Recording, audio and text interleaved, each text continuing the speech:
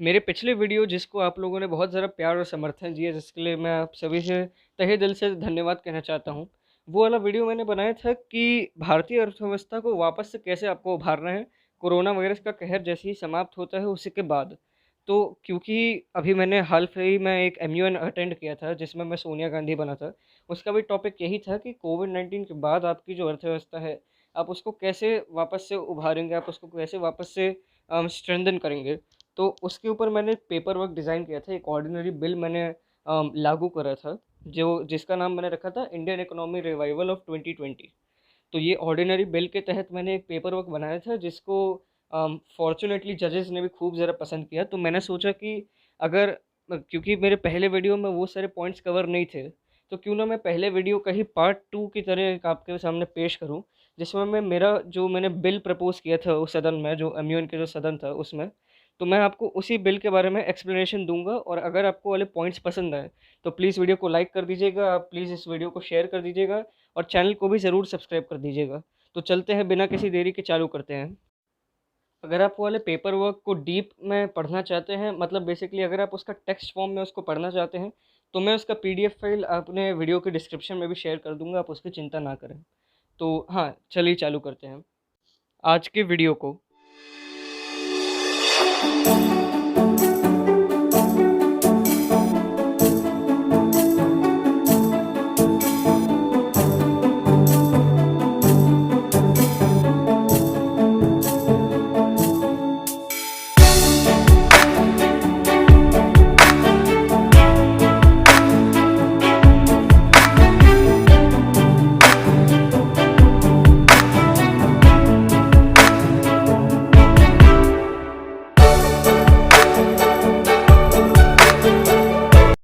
इस वीडियो में आपको मैं सेक्टर बाय सेक्टर गाइड करूंगा कि हर सेक्टर के लिए मेरे पास क्या-क्या सुझाव हैं अर्थव्यवस्था को सुधारने के लिए। और ये सुझाव सोली मेरे नहीं हैं, आधे से ज़्यादा पॉइंट्स तो मैंने रिसर्च करके निकाले हैं। मैंने एडिटोरियल्स वगैरह पढ़ के इन सारा रिसर्च को निकाला, या फिर रघुराम राजन, अमर्त्य सेन वगैरह के इंटरव्यूज़ देख के मैंने ये सारे पॉइंट्स को निकाला है। तो ऐसा बात नहीं है कि सोली ये सारे मेरे पॉइंट्स हैं, क्रेडिट्स उनको भी बहुत सारे जाते हैं। तो हाँ, पहला सेक्टर है जिसके बारे में हम लोग बात करेंगे, वो है हमारे देश का एग्रीकल्चर सेक्टर, जिसको हमारे देश की इकोनॉमिक बैकबोन भी कहा जाता है। तो एग्रीकल्चरल सेक्टर के बारे में मैंने आपको पिछले वाले वीडियो में ये कहा था कि हमें राबी क्रॉप्स जो हैं, जैसे कि जो गेहूँ है, जो इस समय जिसके ऊपर हमारी सरकार निर्भर है बहुत ज़्यादा तरीके से। हमारी सरकार कह रही है कि हमारे पास 2 सालों तक का राशन है गरीबों को देने के लिए, लेकिन वो तभी मुमकिन हो सकता है जब हमारी गेहूँ की एकदम ऐसे बम्पर हार्वेस्टिंग हो। और बम्पर हार्वेस्टिंग के लिए आपको फार्मर्स को एक इंसेंटिव देना पड़ेगा, जो कि मेरे ख्याल से वो होगा कि जो मिनिमम सपोर्ट प्राइस है फॉर राबी क्रॉप्स, आप उनको बढ़ा दें। प्रोटेक्टिव पर्सनल प्रोटेक्टिव इक्विपमेंट्स को आप प्रोवाइड करें जल्द से जल्द पंजाब और हरियाणा सरकारों को, जिससे कि वो अपने फार्मर्स को दे सकें। और हाँ, ये तो हो गया हमारे आज के करंट डे सिचुएशन के हिसाब से। लेकिन जो मैं और एक चेंज चाहता हूँ, जो एक मेजर चेंज मैं चाहता हूँ, वो ये होगा कि जो प्रधानमंत्री किसान कल्याण योजना जो है, जिसके बारे में हमारे फाइनेंस मिनिस्टर ने चर्चा करी थी पिछले बजट में, वो उसमें उन्होंने ये कहा था कि हर फार्मर को 6,000 रुपया दिया जाएगा ये 1 साल के कोर्स में। लेकिन मैं चाहता हूँ क्योंकि 6,000 रुपया ट्रांसलेट्स टू 1 दिन का 17 रुपए, जो कि बहुत ज़्यादा कम है। एक मज़ाक के तौर पे भी मैं इसको देखता हूँ। ये हमारे खेतीहरों के साथ, हमारे सम्मानीय खेतीहरों के साथ एक मज़ाक है मेरे हिसाब से। तो इन किसानों के लिए जो लैंड ओनिंग फार्मर्स हैं, जो अमीर फार्मर्स जिनको मैं कहता हूँ, उन्हें आप साल का 6,000 से बढ़ाकर 9,000 रुपये दिया जाए। और जो भी लैंड शेयरिंग फार्मर्स हैं, जो दूसरों की लैंड पे बेसिकली काम करते हैं, उनको आप साल का 12,000 रुपया दें। इससे आज की क्राइसिस तो कम होगी ही, लेकिन आने वाले समय में भी अग्रेरियन डिस्ट्रेस को ये बहुत ज़्यादा कम कर देगा, जिससे कि फार्मर्स की मेंटल हेल्थ बढ़ेगी और फार्मर सुसाइड्स कम होंगे। और फाइनली होपफुली हमारी सरकार फार्मर सुसाइड डेटा भी सामने रखने की क्षमता रख पाएगी। अब चलते हैं हमारे सूक्ष्म, लघु एवं मध्यम उद्यम यानी कि एमएसएमई सेक्टर्स की तरफ, जिसके बारे में मैंने बहुत ज़्यादा विस्तार से बात करी है कि सरकार को क्या-क्या फिस्कल पॉलिसी में चेंजेस लाने पड़ेंगे। दैट इज़ कि टैक्स रिफॉर्म्स के क्या-क्या टैक्स रिफॉर्म सरकार को लेने चाहिए अनएम्प्लॉयमेंट को कंट्रोल में रखने के लिए एमएसएमई सेक्टर में। एमएसएमई सेक्टर को गिरने से कैसे बचाया जाए, आप फॉरेन पोर्टफोलियो इन्वेस्टमेंट्स को कैसे ईज़ कर सकते हैं, उसके जो लेटेस्ट नॉर्म्स हैं आप उनको कैसे ईज़ कर सकते हैं। तो अगर आपको विस्तार में जानना है कि एमएसएमई सेक्टर को अपलिफ्ट कैसे करना है आने वाले फ्यूचर में, तो आप please I would seriously recommend you to watch my previous video. लेकिन ऐसे 2 मेन रिकमेंडेशंस हैं जिनको मैंने पिछले वीडियो में इंक्लूड नहीं किया था। वो ये है कि आप एक तो एमएसएमई वेज प्रोटेक्शन फंड निकाल लें। उस फंड में बेसिकली सरकार इतना ज़्यादा पैसा इकट्ठा कर ले कि एक मिनिमम वेज एमएसएमई सेक्टर के एम्प्लॉइज़ को दी जा सके, और वो मिनिमम वेज भी बहुत ज़्यादा नीचे ना हो। वो वाली मिनिमम वेज भी एक रिस्पेक्टेबल अमाउंट ऑफ वेज हो, जिसके ऊपर एक फैमिली पूरी की पूरी एक 6 से 7 लोगों की एक पूरी फैमिली सर्वाइव कर सके। तो ये एमएसएमई वेज प्रोटेक्शन फंड एक एस्टैब्लिश करना पड़ेगा हमारी सरकार को, और एमएसएमई क्रेडिट फंड भी हमारी सरकार को एस्टैब्लिश करना पड़ेगा, जिससे कि एमएसएमई सेक्टर के अंदर थोड़ा-सा कैश इनफ्लो हो, थोड़ा-सा लिक्विडिटी इंजेक्ट हो जाए। ये रिकमेंडेशन एक्चुअली में नितिन गडकरी जी और सोनिया गांधी जी, ये दोनों ही सीनियर लीडर्स जो कि दोनों एकदम ऐसे कट्टर दुश्मन हैं पॉलिटिकली, लेकिन इन दोनों लीडर्स ने इस सजेशन पे सहमति जताई है कि एक एमएसएमई क्रेडिट फंड बनना चाहिए, जिससे कि लिक्विडिटी इंजेक्ट हो एमएसएमई सेक्टर में, और एमएसएमई सेक्टर की जितनी भी सारी कंपनीज़ हैं, वो लोन टाइमली रीपे कर सकें बैंक्स को। इससे क्या होगा कि जो बैंक्स के ऊपर जो एनपीए का एक पहाड़ खड़ा हो रहा था, जिसके बारे में मैंने अपने पिछले वीडियो में बात करी है बैंकिंग सेक्टर के बारे में भी बहुत ज़्यादा विस्तार से, वो ईज़ अप हो जाएगा क्योंकि लोन्स टाइमली रीपे हो जाएँगे। एक और सजेशन उत्पन्न होती है मेरे दिमाग में, जो कि एमएसएमई सेक्टर और ऑटोमोबाइल सेक्टर दोनों के अंदर आती है, दोनों को कॉन्करेंट करती है। तो ये बेसिकली सजेशन ये होगी कि जो भी आपके स्मॉल पार्ट मैन्युफैक्चरिंग जो इंडस्ट्रीज़ हैं ऑटोमोबाइल सेक्टर में, जो कि बेसिकली एमएसएमईज़ है, जैसे कि इंजन बनाने वाली कंपनी, डाई कास्टिंग बनाने वाली कंपनीज़, स्क्रूज़ वगैरह, जितनी भी मतलब जो भी छोटे पार्ट मेकिंग कंपनीज़ हैं in the automobile sector that also fall into the MSMEs, सरकार उन्हें सब्सिडाइज़ कर सकती है, क्योंकि ये जो एमएसएमईज़ हैं, जो ये मेन जो कंपनीज़ हैं, वो कंपनीज़ के ऊपर बहुत ज़्यादा एम्प्लॉयमेंट का बर्डन होता है, और इनसे बहुत ज़्यादा आपका फॉरेन इन्वेस्टमेंट पे आता है। तो प्लीज़ मेक श्योर सरकार कि आप इन फर्म्स को ज़रूर सब्सिडाइज़ करें।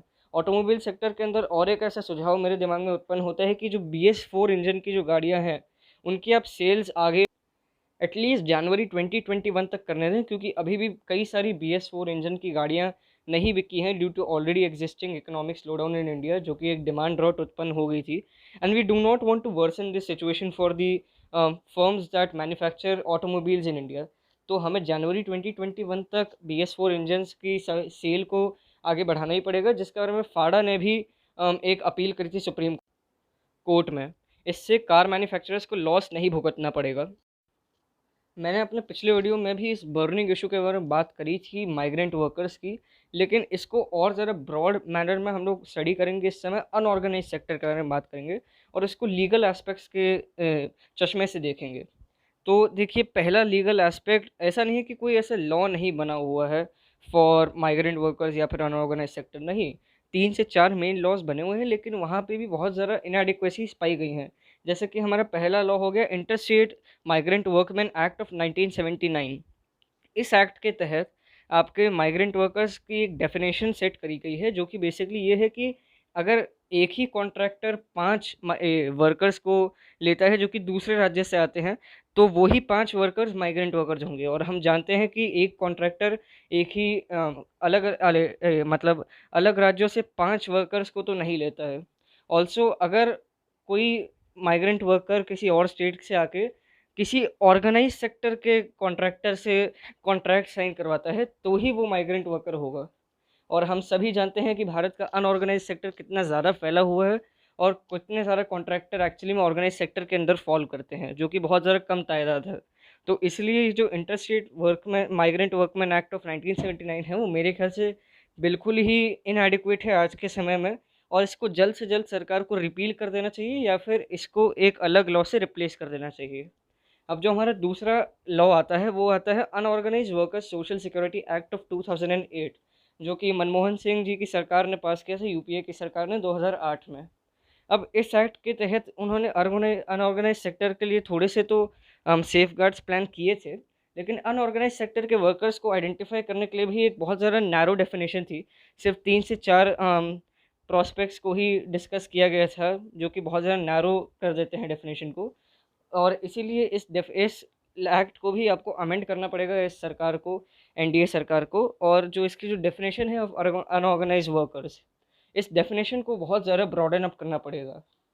तो ये 2 सजेशन, इस कानून के तहत अनऑर्गेनाइज्ड वर्कर्स जो भी हैं भारत के अंदर, उन सभी को स्पेशल आईडी कार्ड्स के भी वितरण के बारे में बात हुई थी।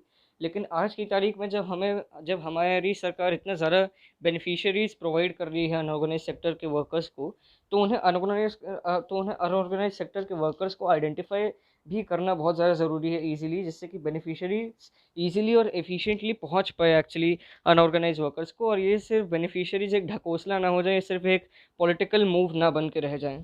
तो इसीलिए जितने भी स्पेशल आईडी कार्ड्स हैं unorganised workers social security act of 2008 के तहत, उन सभी आईडी कार्ड्स को आधार कार्ड्स के साथ लिंक करा देना चाहिए, जिससे कि सरकार थोड़ा ज़्यादा एफिशिएंटली काम कर पाए बेनिफिशियरीज को डिस्ट्रीब्यूट करते वक्त। ऑल्सो इंटर स्टेट काउंसिल्स जो बनते हैं article 263 of the Indian constitution के तहत, तो इन इंटर स्टेट काउंसिल्स को आपको स्ट्रेंथन करना पड़ेगा और आपको इनको फंडिंग भी करनी पड़ेगी, जिससे कि वो माइग्रेंट वर्कर्स, मतलब जो भी साल के टाइम पे जितने वर्कर्स एक जगह से दूसरी जगह पे माइग्रेट करते हैं, उसका पैटर्न एक चेक कर पाए, जिससे कि ट्रांसपोर्ट फैसिलिटीज़ की जो अरेंजमेंट करेगी सरकार, वो भी अकॉर्डिंगली टाइमली हो जाए। और इस साल और पिछले साल 5 करोड़ से भी ज़्यादा इंटरनल माइग्रेंट्स की डिस्प्लेसमेंट हुई है भारत में, जो कि एक बहुत बड़ी तादाद है। 5 करोड़ की पॉपुलेशन तो कई सारे यूरोपियन देशों में भी नहीं पाई जाती है, जितना हमारे देश में इंटरनल डिस्प्लेसमेंट और माइग्रेशन हो रहा है वर्कर्स का। तो ये बहुत ज़्यादा ग्रेव सिचुएशन है और एक एटीट्यूड को धारण करके चलना पड़ेगा हमारी सरकार को इन प्रॉब्लम्स के सामने। ट्रांसपोर्ट एंड टूरिज़्म एक बहुत बड़ा सेक्टर है हमारे भारत देश में, जो कि अफेक्ट हुआ है सीरियसली। और हम सभी जानते हैं कि भारतीय टूरिज़्म दुनिया भर में कितनी ज़्यादा प्रचलित है। तो इसको भी बचाने हेतु जो मैंने सजेशंस दिए थे, उसे मैंने अपने प्रीवियस वीडियो में कवर किए हैं। तो प्लीज़ प्लीज़ प्लीज़ जाके पिछला वाला वीडियो भी देखिएगा if you haven't watched it yet, और उसे भी आप एंड तक देखिएगा और शेयर ज़रूर कर दीजिएगा। लेकिन एक सजेशन मैं और देना चाहता हूँ ट्रांसपोर्ट एंड टूरिज़्म सेक्टर के अंदर, क्योंकि इस सेक्टर के पास पोटेंशियल है कि वो 8 करोड़ से भी ज़्यादा जॉब्स को लूज़ करे। तो इसीलिए इस सेक्टर के अंदर अंदर आपको जो लेबर लॉज हैं, उन्हें आपको स्ट्रिक्टन कर देना चाहिए। और जैसे एमएसएमई सेक्टर के अंदर मैंने चर्चा करी थी कि उधर एक वेज प्रोटेक्शन फ़ंड एस्टैब्लिश होना चाहिए, एक ऐसा ही wage protection fund tourism and transport sector के लिए भी एस्टैब्लिश होना चाहिए। अब आप यही सोच रहे होंगे कि अरे भाई आभास, तुमने इतनी सारी सजेशंस दे दिए, तो इन सजेशंस को पूरा करने के लिए सरकार के पास पैसे कहाँ से आएंगे? तो और ये बहाना सरकार भी बहुत बार बना चुकी है सारे प्रेस के सामने कि ये सारे प्रोजेक्ट्स हम करना चाहते तो हैं, लेकिन हमारे पास पैसे कहाँ हैं। तो मैं आपको पहली बात तो ये बता दूं कि हमारे पास बहुत सारे पैसे हैं। हमारे जीडीपी जो है वो 2 लाख करोड़ रुपए से भी ज़्यादा की जीडीपी है। और जो पुअर अपलिफ्टमेंट के लिए पैसे चाहिए वो है सिर्फ 65,000 करोड़। और मज़े की बात तो ये है कि अभी ये 1-2 दिन पुरानी ही खबर है कि आरबीआई ने 69,000 करोड़ रुपए से भी ज़्यादा का अमाउंट इंडिया के टॉप 50 डिफ़ॉल्टर्स के लोन्स को माफ़ करने के लिए लगा दिए थे। तो हमारी सरकार की प्रायोरिटीज़ तो यहाँ पे दिखाई देती हैं। लेकिन अगर सरकार का कभी भी मन बदल जाए, तो इन कुछ सजेशंस पर भी पॉन्डर कर सकते हैं। जैसे कि पहला सजेशन ये होगा कि इंडिया 25 साल का एक जीडीपी लिंक्ड बॉन्ड साइन करे, एक्चुअली में इशू करे। और इस जीडीपी लिंक्ड बॉन्ड के तहत आपको फंड्स इमीडिएटली भी रेज़ हो जाएंगे, और आपको इन फंड्स को कहीं पे भी रिटर्न करने की समस्या भी नहीं उत्पन्न होगी इन द शॉर्ट टर्म।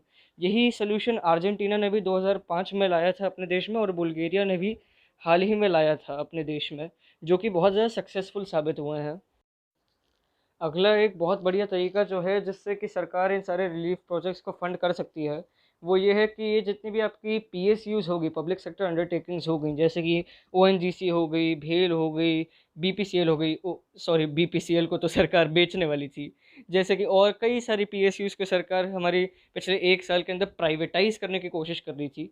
लेकिन अब उन्हें इन भी पीएसयूज़ की इम्पोर्टेंस समझ में आएगी, जब वो दर दर भटकेंगे कैश के लिए, और ये सारा कैश और जो लैंड जो सरकार को चाहिए होगी, वो इन्हीं पीएसयूज़ के पास रखी होगी एज रिजर्व्स। जी हाँ, ये जितने भी आपके सारे पीएसयूज़ जो हैं, जिनके बारे में मैंने अभी कहा है, ओएनजीसी हो गया, भेल हो गया, एट्सेट्रा एट्सेट्रा, इन सभी के पास आपके इमरजेंसी रिज़र्व कैश होता है और इमरजेंसी रिज़र्व लैंड होती है। तो ये कैश और लैंड सरकार एक्वायर कर सकती है बहुत ज़्यादा ईज़िली, जिसको सरकार हमारे इन रिलीफ़ प्रोजेक्ट्स के अंदर फंडिंग के लिए डाल सकती हैं और क्वारंटाइन सेंटर्स भी बना सकती है लैंड्स के ऊपर। जो हमारी सरकार कहती है कि अरे भाई हमारे पास लैंड की कमी हो रही है, हमको क्वारंटाइन सेंटर बना ही नहीं पा रहे हैं। तो जी, इसी लैंड के ऊपर हमारी सरकार क्वारंटाइन सेंटर्स के लिए लैंड भी बना सकती है और कई सारे नए हॉस्पिटल्स को भी खड़ा कर सकती है। होपफुली सरकार ऐसा कोई कदम उठाए इन द नियर फ्यूचर, क्योंकि ये एक बहुत ही ज़्यादा सोचा समझा और अच्छा प्लान है। जिससे कि आपको इमीडिएट कैश और लैंड की भी जो किल्लत है, वो भी आप पूरी कर लेंगे और आपको लॉन्ग टर्म की भी कोई टेंशन नहीं पड़ेगी, क्योंकि ये आपके खुद के ही कैश और लैंड है। अब हम लोग सार्क की बात करते हैं, सार्क डेवलपमेंट फ़ंड के बारे में बात करते हैं। जी हाँ, सार्क वही देश है, south Asian association for regional cooperation, जहाँ पे भारत का वर्चस्व चलता है, जहाँ पे भारत की रीजनल डोमिनेंस है। और भारत ने एक बड़े भाई का रोल अदा करते हुए सार्क इमरजेंसी फ़ंड की भी घोषणा कर दी थी, जब अभी मार्च के ही मिड मार्च में। और हमने एक इनिशियल ऑफरिंग भी करी थी इसी इमरजेंसी फ़ंड के अंदर, जो कि एक बहुत बड़ा अमाउंट था। जिससे बाकी सारे देशों की भी बहुत ज़्यादा हेल्प होगी और हमारा सिक्का और ज़्यादा ठोस तरीके से सार्क के अंदर जम गया। लेकिन यहाँ पे इस समय जो सिचुएशन उत्पन्न हो रही है, वो यहाँ पे सिक्का जमाने की नहीं हो रही है, बल्कि अपनी जितनी भी देश की जो भी हमारी जनता है, उनको बचाने के लिए हो रही है।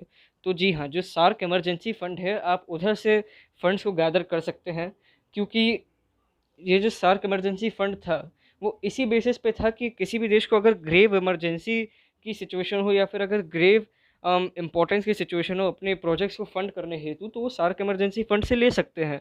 और प्रधानमंत्री मोदी भी इस समय वही काम कर सकते हैं, जब बाकी सारे कई देशों ने, जैसे कि बांग्लादेश हो गया या फिर हाँ, बाकी सारे कई देशों ने सार्क के उधर जब फाउंडिंग कर दी है सार्क डेवलपमेंट फंड में, तो हमारे प्रधानमंत्री जी वहाँ से भी कैश रिट्रीव कर सकते हैं।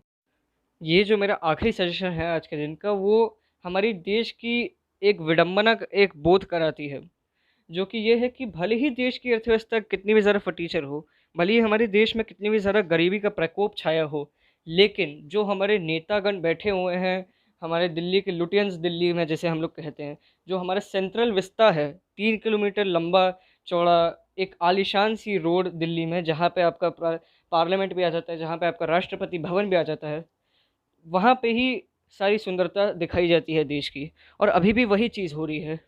20 से 25 हज़ार करोड़ रुपए की एक डेवलपमेंटल स्कीम ला रही है हमारी सरकार, जिसके अंदर भी बहुत ज़्यादा धांधली हुई है।